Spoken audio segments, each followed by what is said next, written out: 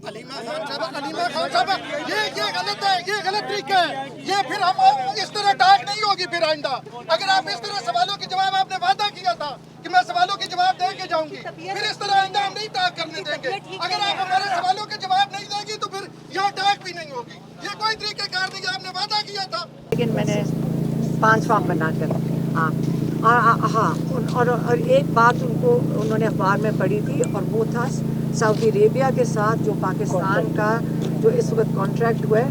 कहते ये पहले भी बातचीत हमें पता है कि ये थी और ये खुशाइन चीज़ है, क्योंकि जो जहाँ हमारी सबसे 2 मुक़द्दस जगह इस्लाम की, उनकी हिफाजत के लिए तो हर पाकिस्तानी को फ़ख्र करना चाहिए जब इन दोनों जगहों की हिफाजत करेंगे। और इस पे उन्होंने कहा इंटरनेशनल जो राब्ते हैं ये बहुत ज़रूरी हैं और ये बिल्कुल होने चाहिए। आप कहते हैं कि मैं लोगों के वादे पूरे करती हूँ, ये कौन सा तरीकेकार है मैडम? आइंदा फिर मीडिया टाक इस तरह नहीं होगी।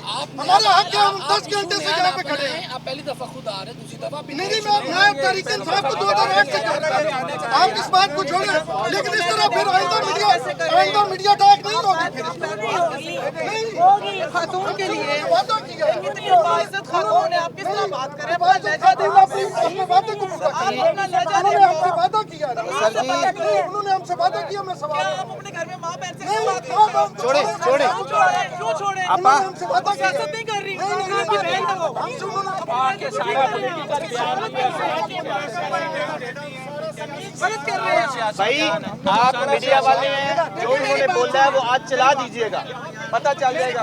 मेरे भाई मेरे पास ये कोई तरीका नहीं है किसी खातून के साथ बदतमीजी से बात करने का। नहीं, ये लोग मीडिया वाले हैं, जो वलीमा आपा ने बोला है वो मीडिया पे चला दे, बात खत्म। ये भी मीडिया के लोग हैं, जो मीडिया के हैं वो खड़े रहे बस।